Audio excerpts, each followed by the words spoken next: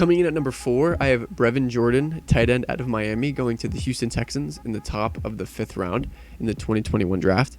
This might be a little bit of a surprise to some people because I've been trying to avoid players who were drafted in the 5th round or later in the 2021 draft, but I really think this guy can be a sleeper tight end. I think he fell a little bit farther than he should have.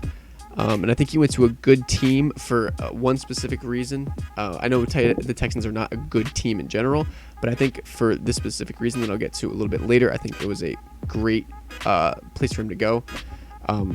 As far as the Texans go, they had the 19th ranked offensive line according to Pro Football Focus last season, and they had a 56% team pass block win rate, which was 20th according to ESPN. Not great, not terrible either. I think they did a little bit in the offseason to upgrade this unit and to do a good job. They still Laramie Tunsil and Titus Howard to be their bookend tackles. They also signed Marcus Cannon from New England, who was a former tackle himself, but now he's going to play right guard. And they have Justin Britt, who's been bouncing around the league a little bit.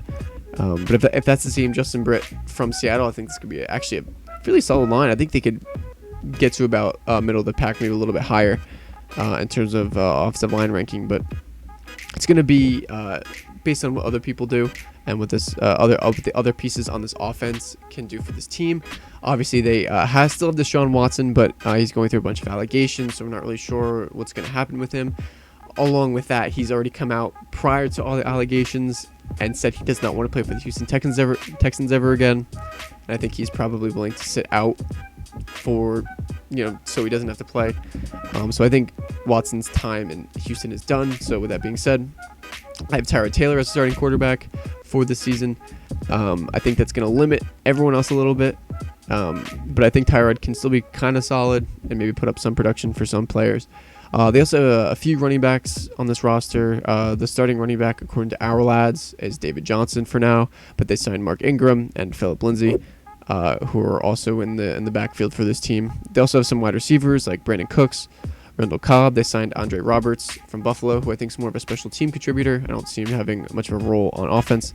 They also drafted Nico Collins in the 3rd round of this draft, and they also have Kiki Kuti and a few other players here that they signed that used to have some names in this league that have kind of fallen off. So with that being said, their tight end group is pretty barren, in my opinion. Again, some other names that we've heard from before.